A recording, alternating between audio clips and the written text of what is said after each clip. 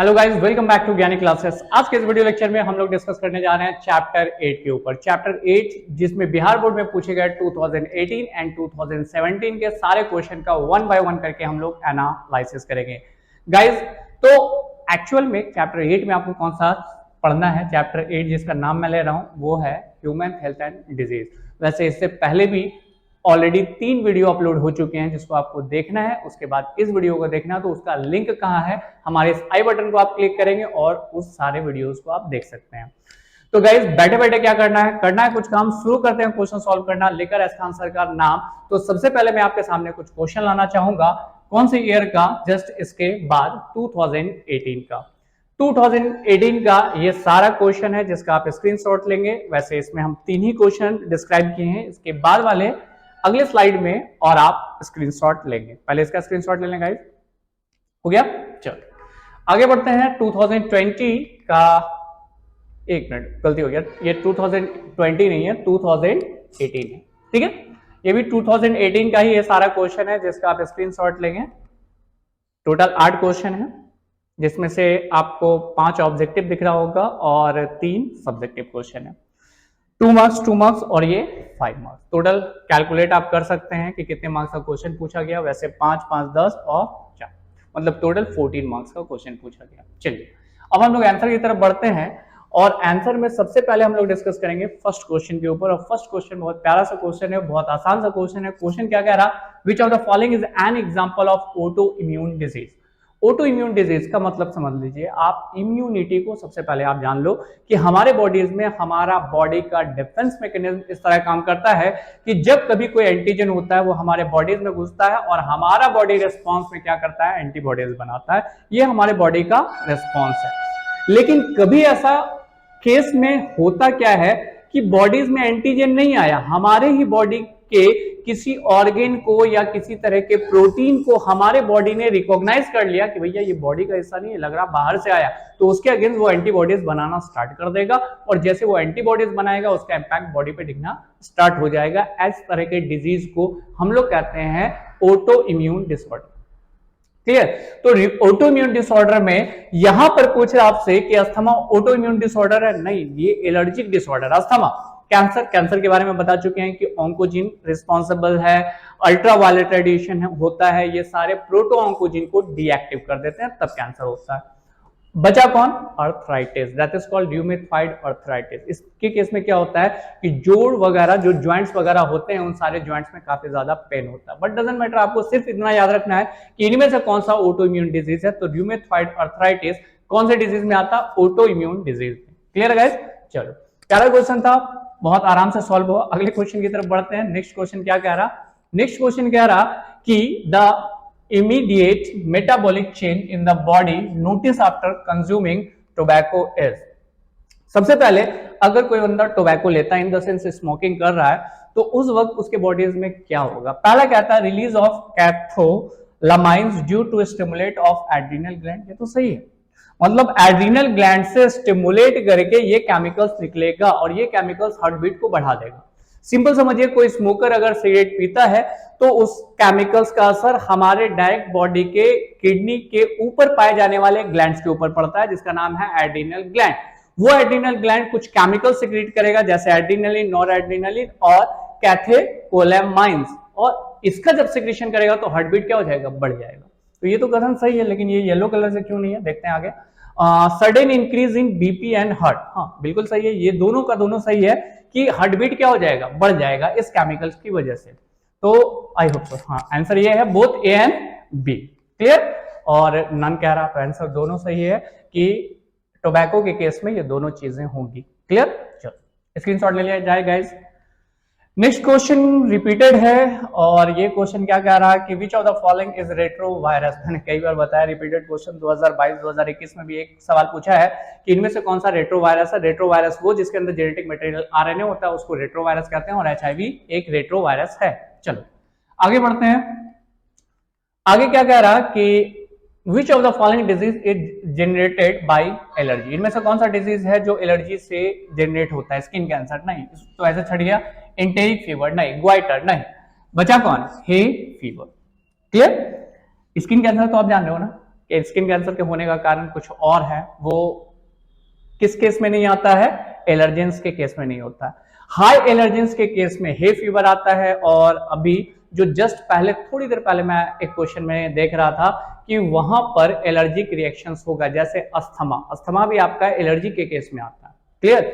Asthma, hay fever, ये याद रखेंगे आप, ये एलर्जिक डिजीज में कंसीडर किया जाता है। चलिए ठीक है, आगे बात करते हैं गाइस नेक्स्ट क्वेश्चन की तरफ। कहता है snow blindness in human being is caused by. Snow blindness किसकी वजह से हो सकता है? तो जवाब आपको दिख रहा है कि एब्जॉर्प्शन ऑफ यूवी रेज। ठीक है, बहुत सारी कंपनियां हैं जो चश्मा बना रही हैं। कौन सा चश्मा? वो चश्मा कि अल्ट्रावायलेट रेडिएशन अगर आ जाए तो ये चश्मा उसको प्रोटेक्ट कर दे, दैट इज यूवी प्रोटेक्टेड। ऐसे केस में यूवी प्रोटेक्ट का मतलब क्या हुआ? आपको पता है कि एटमॉस्फेयर में जितनी तेजी से ये सारे गैसेस बढ़ रहे हैं, ग्लोबल वार्मिंग गैसेस, या जो ओजोन का लेयर है वो धीरे धीरे कम होता चला जा रहा due to certain gases, chlorofluorocarbon जिसमें मेनली आता है। तो इसके बढ़ने से क्या हो रहा कि ओजोन के ऊपर एक होल बन रहा, और उस होल से अगर अल्ट्रावायलेट रेडिएशन आएगा, स्किन कैंसर तो कुछ साल के बाद होगा या कुछ महीने के बाद होगा, लेकिन सबसे पहला इंपैक्ट क्या पड़ेगा कि जैसे ये आंख में लाइट पड़ेगा, डायरेक्ट इंसिडेंट नहीं, रिफ्लेक्टेड रे ही पड़ेगा, लेकिन जैसे ये रे पड़ेगा हमारा आईज काम करना बंद कर देगा, और उसको हम लोग बोलते हैं स्नो ब्लाइंडनेस। तो स्लो ब्लाइंडनेस कब होगा? जब एब्जॉर्ब कर लिया जाएगा किसको? अल्ट्रावायलेट रेडिएशन को। क्लियर? चलो अगले क्वेश्चन की तरफ बढ़ते हैं गाइस। और अगला क्वेश्चन क्या कह रहा है कि describe the causative organism, mode of transmission, symptom and therapy of malarial disease. अब जो हमें पढ़ना है ना वो मलेरियल डिजीज पढ़ना। मलेरियल डिजीज जो दिया गया है ये कौन सा वर्ड है? तो ये इटालियन वर्ड है।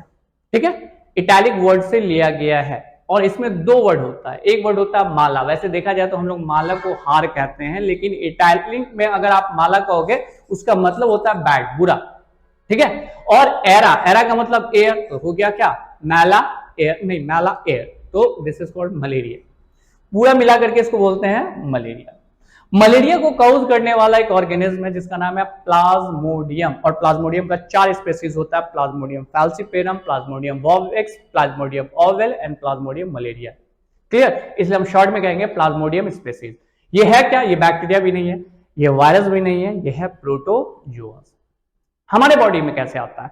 ये आता है कि जब भी वेक्टर, वेक्टर यहाँ पे है फीमेल एनोफिलिस, मतलब एक मच्छरनी, मच्छर नहीं बोलेंगे, मच्छरनी, क्योंकि फीमेल एनोफिलिस मॉस्किटोज हमें काट लेगी, लेकिन जैसे वो काटेगी तो हमारे अंदर उसका स्पोरोजोइट जाएगा। किसका? प्लाज्मोडियम का स्पोरोजोइट फॉर्म हमारे बॉडी के अंदर गया, ब्लड से सर्कुलेट करते हुए लीवर के पास चलाएगा, हेपेटिक फेज करेगा, और हेपेटिक फेज करने के बाद वो हमारे ब्लड में इंटर कर जाएगा, और ब्लड में इंटर करने के बाद ये अपना सिम्टम शो करना स्टार्ट कर देगा। क्या है सिम्टम? हाई फीवर है। ठीक है, वीकनेस, फीवर होगा ऑब्वियसली। अच्छा आदमी भी क्या हो जाता है? कमजोर पड़ जाता है, तो कमजोर पड़ जाएगा, बदन हाथ में दर्द रहेगा, पसीना चलना स्टार्ट होगा। जब जब हाई फीवर आएगा, बहुत सारे केसेस आगे आपको देखने के लिए मिलेंगे। लेकिन इसका ट्रीटमेंट क्या है? ट्रीटमेंट में एक दवाई, एंटीबायोटिक काम नहीं करेगा। क्यों? क्योंकि मैंने कहा कि ये बैक्टीरियल डिजीज नहीं है। बैक्टीरियल डिजीज होता तो यहाँ एंटीबायोटिक लिखा होता, और ये कौन सा डिजीज है? तो ये आपका प्रोटोजोआस डिजीज है। इस कारण इसमें जो दवाइयां होती है वो डिफरेंट होती है, जिसको आप याद रखेंगे क्लोरोक्यूनिन।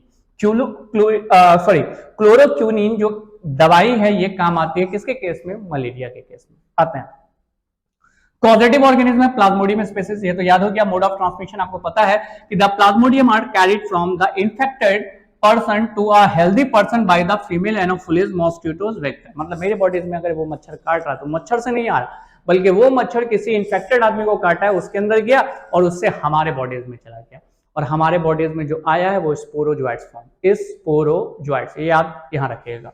अगली बात, symptom. The attack of malaria is preferred by the yawning, tiredness, headache and muscular pain. जैसे बॉडी के अंदर आना स्टार्ट हो गया, अभी धीरे धीरे सिम्टम स्टार्ट होगा, बदन हाथ पे थोड़ा दर्द रहेगा, हल्का हल्का बुखार रहेगा स्टार्टिंग में। During the fever the patients feel chilly. जब फीवर आएगा, इसका जो फीवर आता है ना, तो कहते हैं ना कि जाड़ा दे करके बुखार आ रहा डॉक्टर साहब, तो मतलब ये आदमी हिलना स्टार्ट हो जाएगा। घर का 2-4 को कंबल भी उड़ा दीजिएगा फिर भी उसका हिलना बंद नहीं होगा जब तक वो अपने सिम्टोमेटिक चेंज में ना आ जाए।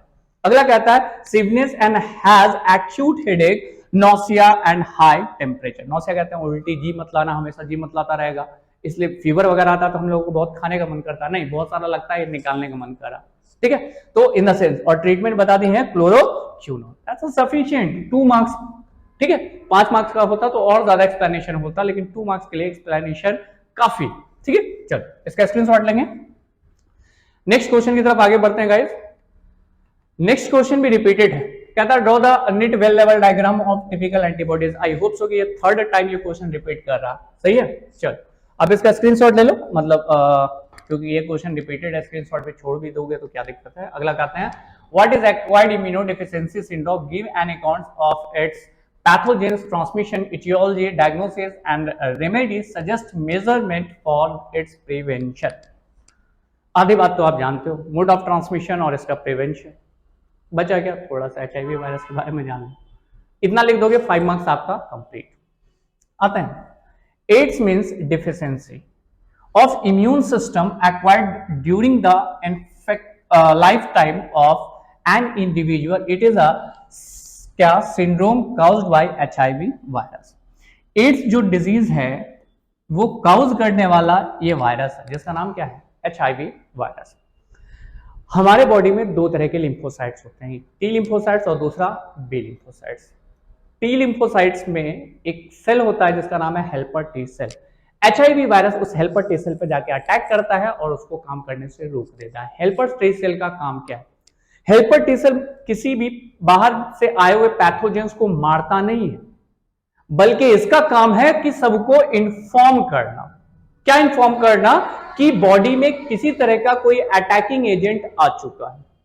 बात समझिएगा, बात यहां पे क्या है, बात यह है कि B cell plasma B cell antibodies बनाएगा, लेकिन कब, जब हेल्पर टी सेल चिल्लाएगा कि आ गया आ गया। कौन आ गया, तो बॉडी में वायरस आ गया, बैक्टीरिया आ गया, प्रोटोजोआज आ गया, तो उसके अगेंस्ट एंटीबॉडी बनाना स्टार्ट कर देगा कौन, प्लाज्मा बी सेल। लेकिन कब, जब हेल्पर टी सेल उसको मैसेज देगा तब। और दूसरा किलर टी सेल उस जगह पे पहुंचेगा और उसको खा करके खत्म करना स्टार्ट करेगा, किसको, पैथोजेंस को जो बॉडी के अंदर इंटर किया है। लेकिन वो तब पहुंचेगा जब हेल्पर टी सेल उसको इन्फॉर्म करेगा। लेकिन यहां क्या हो रहा है, HIV virus direct helper T cell को ही डिस्ट्रॉय कर दे रहा।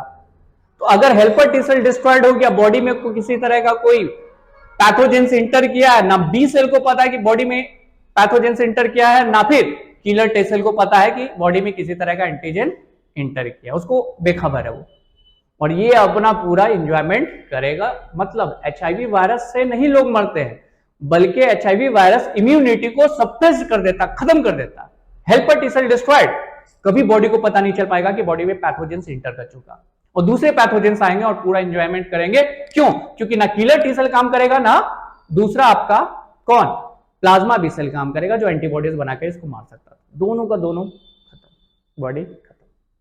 लेकिन हाँ, ये एचआईवी बहुत खतरनाक डिजीज है। चलिए अगले बात करते हैं कि कॉजेटिव ऑर्गेनिज्म इसका वायरस है, कहता है human immunodeficiency virus HIV. HIV is a member of group of virus called retrovirus. Retrovirus वो जिसके अंदर जेनेटिक मटेरियल आरएनए होता है, और इसके पास भी जेनेटिक मटेरियल अंदर की तरफ आरएनए है, व्हिच हैज एनवेलप का मतलब बाहर में एक प्रोटीन का कोट होता है, इसलिए एनवेलप, प्रोटीन कोट नहीं होगा तो नॉन एनवेलप, तो ये एनवेलप वायरस है।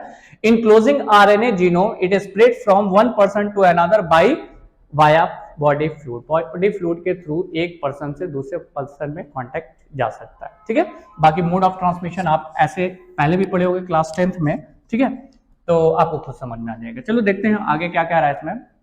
आगे क्या रहा, मोड ऑफ ट्रांसमिशन में sexual contact with infected person from infected mother to her child via placenta. मतलब अगर एक फीमेल, अगर वो एचआईवी पॉजिटिव है, तो उसके प्लासेंटा में अगर कोई बेबी, मतलब प्लासेंटा में नहीं, पेट के अंदर अगर बच्चा कोई है, तो प्लासेंटा के थ्रू ये वायरस उस बच्चे को भी इन्वेट कर देगा। क्लियर, मेल इन्फेक्टेड है तो फीमेल को चला जाएगा, फीमेल इन्फेक्टेड है तो क्या, मेल को चला जाएगा। मतलब सबसे आसान इसका तरीका है सेक्सुअल ट्रांसमिशन। दूसरा कहता है कि sharing of needle specially in case of intravenous drugs abused. मतलब अगर किसी को एक इंजेक्शन दिया गया और वो निडल का इस्तेमाल फिर किसी दूसरे इंसान पे कर दिया गया, ऐसे तो नहीं आता है, एक बार यूज करने के बाद उसको डिस्पोज कर दिया जाता है, फेंक दिया जाता है अब। लेकिन पहले क्या होता था, एक ही सिरिंज से सारे लोगों को इंजेक्शन दे दिया था, जिससे कंटामिनेशन होकर एक से दूसरे में जाने का चांसेस पूरा बनता है।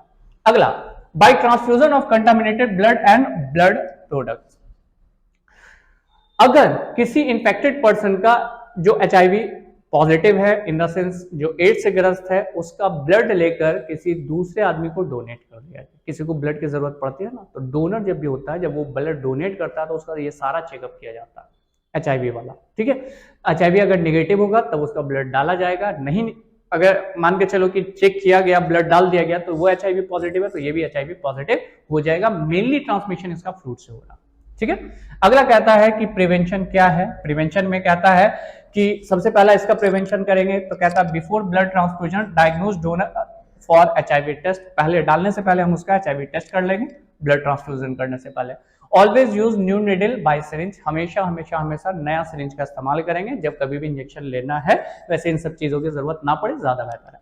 अगला कहता है use condom during sex.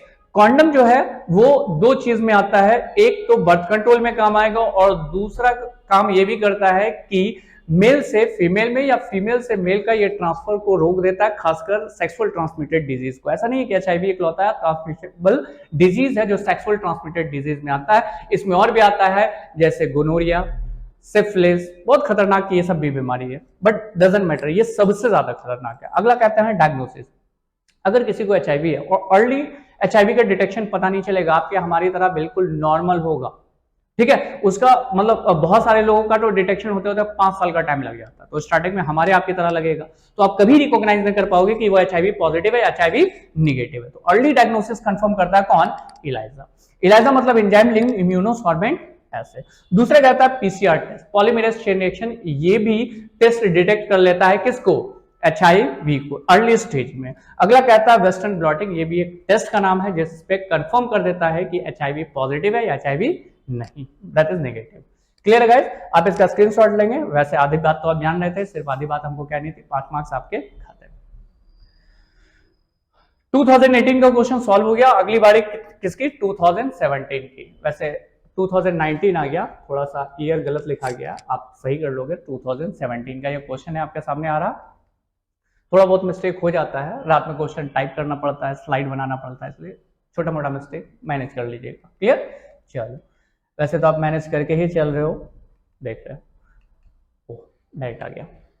Total 6 question पूछा गया है, जिसमें से 3 ऑब्जेक्टिव है और 3 सब्जेक्टिव है। देखो बहुत तेजी से इसको मतलब इसका क्वेश्चन हम लोग सॉल्व करते जाएंगे। ठीक है, स्क्रीनशॉट ले लेना। ईयर कौन सा? 2017 का है। क्लियर? चलो, इसमें सबसे पहले हम लोग पहले आंसर पे डिस्कस करते हैं। जो रिपीटेड क्वेश्चन है 2022 में क्या था? ऑन्कोजेनिक इज रिस्पॉन्सिबल फॉर, आपको पता है इसका जवाब क्या होगा? कैंसर। ठीक है, चलो इस पे टाइम नहीं लगाते हैं, टाइम उस पे लगाते हैं जो हमें नया या जानना है। Which of the following is a bacterial disease? इसमें से कौन है जो बैक्टीरियल डिजीज है? तो ये भी बैक्टीरियल डिजीज है। लेप्रोसी बताए थे ना, कोर 2022 में भी आया था। माइकोबैक्टीरियम लेप्रोसी कॉज करता है लेप्रोसी। ट्यूबरकुलोसिस, माइकोबैक्टीरियम ट्यूबरकुलोसिस, ये भी बैक्टीरिया है। और cholera, that is vibrio cholera, जो बताया था ना पेट खराब कर देता है। क्लियर? ये तीनों के तीनों बैक्टीरियल डिजीज है, तो आंसर क्या हो जाएगा? All of these.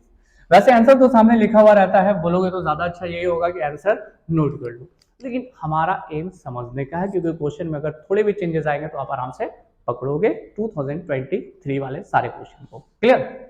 चलो नेक्स्ट आते हैं गाइस। नेक्स्ट क्वेश्चन कहता है malaria is caused by, malaria किसके कारण होता है? कारण नहीं, यहाँ पे ये पूछ रहा है कि मलेरिया किसके द्वारा फैलता है, लेकिन पूरा बात लिखना चाहिए।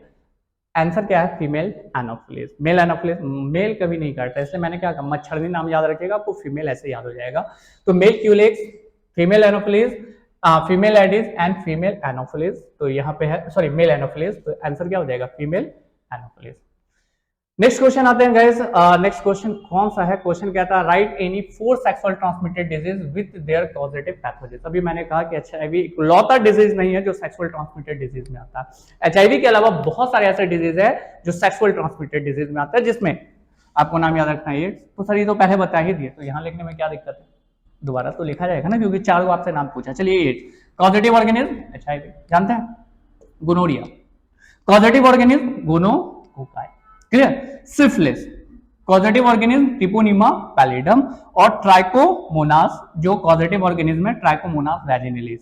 आप जानते हो, मैं एक चीज बता देता हूं, ये वायरस है, ठीक है, ये वायरस है, गोनोरिया बैक्टीरिया है, सिफिलिस भी बैक्टीरिया है, और ट्राइकोमोनास जो है वो प्रोटोजोआ है, ठीक है। लेकिन आपसे ये नहीं पूछा कि प्रोटोजोआ वाला बताइए, बैक्टीरिया वाला बताइए या वायरस वाला बताइए। आपसे पूछा 4 सेक्सुअल ट्रांसमिटेड डिजीज और उसके पैथोजेंस का नाम। तो पहले मैंने एड्स लिखा, कॉजेटिव ऑर्गेनिज्म एचआईवी, दूसरा लिखा सिफिलिस, ट्रिपोनिमा पैलिडम, तीसरा लिखा गोनोरिया, गोनोकोकाई, और लास्ट था ट्राइकोमोनास, जो इसका कॉजेटिव ऑर्गेनिज्म है, ट्राइकोमोनास वैजिनलिस।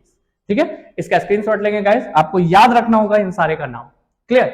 चलो अगले क्वेश्चन में बढ़ते हैं। अगला क्वेश्चन से पहले आंसर आ जा रहा है, पता नहीं क्यों, मिस्टेक। डिफाइन इंडोपैरासाइट प्रोटोजोआस। प्रोटोजोआस क्या है? मैंने अभी आपको कहा ना कि मलेरियल पैरासाइट जिसका नाम है प्लाज्मोडियम, ये भी प्रोटोजोआ है और ये हमारे बॉडी के सेल के अंदर रहता है। किसके अंदर? आरबीसी के अंदर। तो जो बॉडी के अंदर रहे वैसे पैरासाइट्स को इंडोपैरासाइट्स कहते हैं, और वो जो बॉडी के बाहर रहे वो एक्सोपैरासाइट्स कहलाता है। क्लियर? तो ये इंडोपैरासाइट्स है। तो वही कह रहा है डिफाइन इंडोपैरासाइट्स। तो चलिए ठीक है, ये सेल के अंदर रहता है इसलिए इंडोपैरासाइट। प्रोटोजोआस के बारे में बताइएगा, बैक्टीरिया के बारे में नहीं बताइएगा, वायरस के बारे में नहीं बताइएगा, मैं प्रोटोजोआस के बारे में पूछ रहा हूँ। Endoparasites are those parasites that live in the host organ or tissue. Some endoparasites are tapeworm, और भी एग्जांपल है tapeworm, liver fluke. The mode of transmission is contaminated food and water contains cyst. Clear? तो endoparasites में एक सबसे important चीज छोड़िए और वो है प्लाज्मोडियम, और प्लाज्मोडियम में आप लिख लोगे किसको? मलेरिया को। ठीक है, इंडोपैरासाइट। तो मोड ऑफ ट्रांसमिशन इसका क्या हो जाएगा? Female Culex. इतना सा बात बता दीजिएगा, कहानी खत्म। किसका? प्रोटोजोआस का। वैसे टेपवर्म और लिवर फ्लूक जो है ना, वो हमको एग्जांपल में सही नहीं लगा, इसलिए इसको काट ही दो तुम लोग।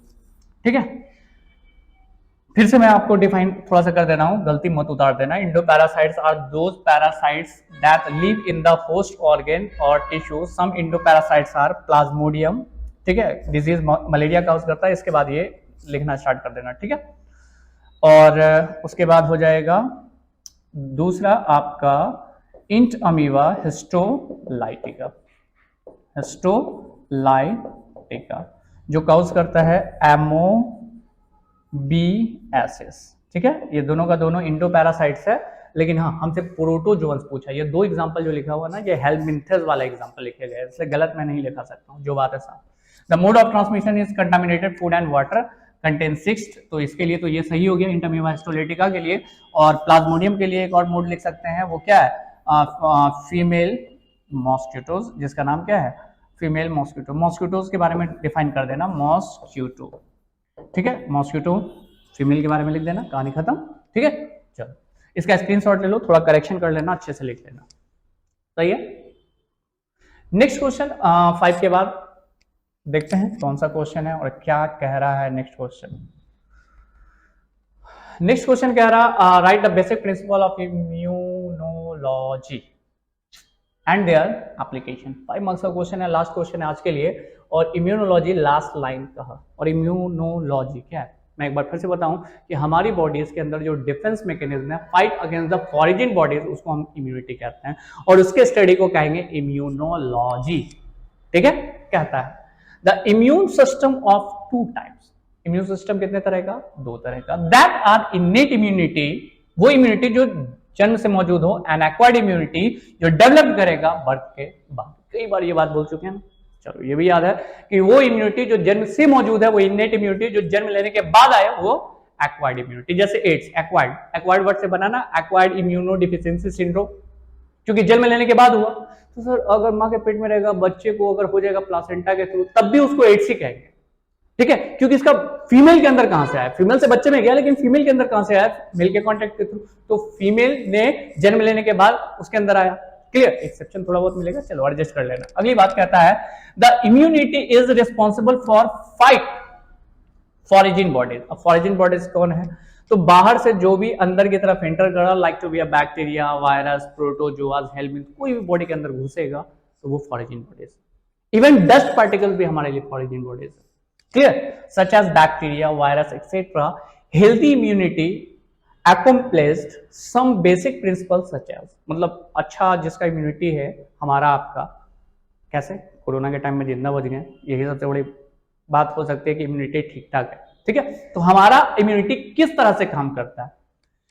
ability to detect foreign bodies such as bacteria, fungi and virus and fight as a specific and non-specific immune response in case of immune disorder such as ADA and AIDS. Body lost the ability to fight against foreign bodies, ability to recognize self and non-self cells. If the immunity lost the ability to detect self and non-self, a disease such as rheumatoid arthritis. अभी ये भी नाम आया था, कौन सा, कि भैया कौन से ऐसे डिजीज हैं जिसे आप ऑटो इम्यून डिजीज कहेंगे। ऑटो इम्यून का मतलब हमारी ही बॉडी खुद के ही एंटीजन को रिकॉग्नाइज नहीं कर पाएगी तो उसके अगेंस्ट एंटीबॉडी बना देगी, और अगर वो एंटीबॉडीज बना देगी तो वो एंटीजन को डिस्ट्रॉय कर देगी, तो उसका इंपैक्ट दिखेगा रियूमेटॉइड अर्थराइटिस में, जो ऑटो इम्यून डिजीज है।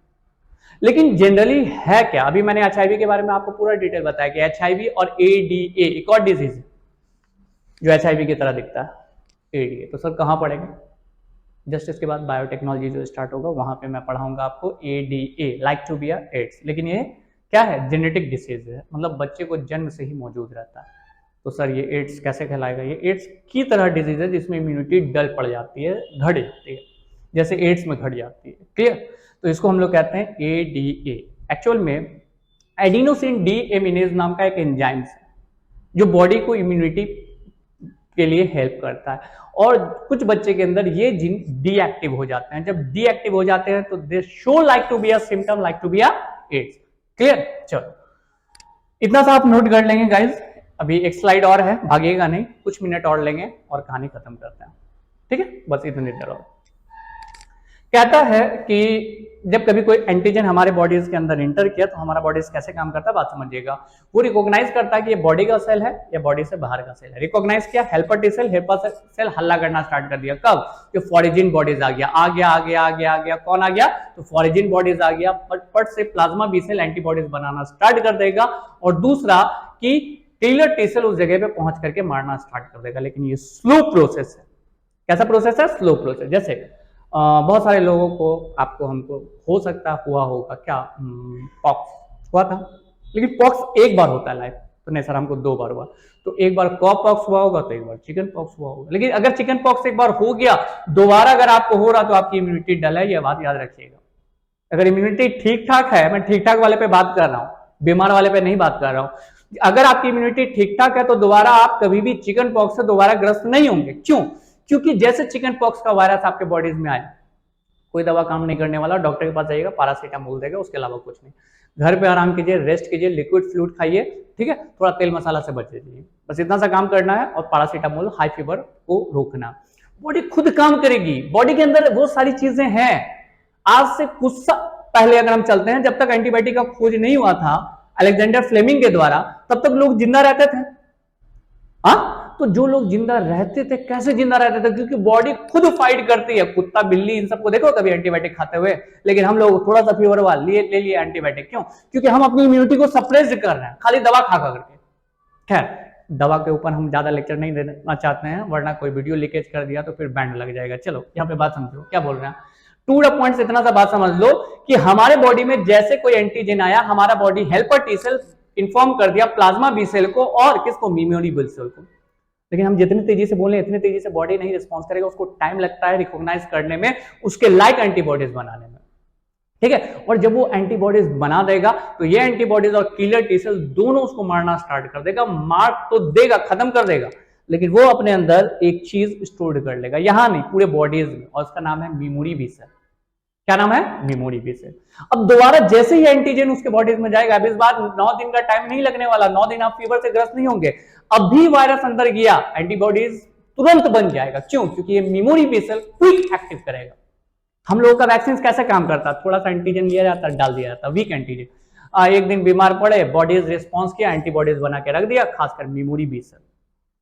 और जब मेमोरी बी सेल बन गया, दोबारा जब वही इन्फेक्टिव स्टेज हमारे बॉडी में आएगा तो हमारा बॉडी पट से रिस्पॉन्स कर देगा और सारे एंटीजन को डिस्ट्रॉय कर देगा। मेमोरी बी सेल बॉडी में बन गया, मेमोरी बी सेल के ऊपर आपका वैक्सीन बेस्ड है। अभी कोरोना के टाइम में क्या गया, कोरोना को वीक करके हमारे बॉडी में डाल दिया गया, 1-2 दिन हम लोग लेते रहे, और 1-2 दिन के बाद हमारे बॉडीज में क्या बन गया, मेमोरी बी सेल।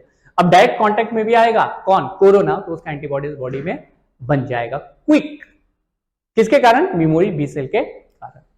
वही कहता है memory form previous foreign infection, when any kind of infection will be occur in the body, our body give response and make memory B cell, that is humoral immunity. When these specific foreign bodies infected, the memory B cell give quick response, the vaccines or immunization based on the memory cell. बड़ा प्यारा chapter है, पढ़ाने में भी मजा आता है, लेकिन क्या करें, क्वेश्चन तक ही जवाब दे सकते हैं, इससे ज्यादा नहीं।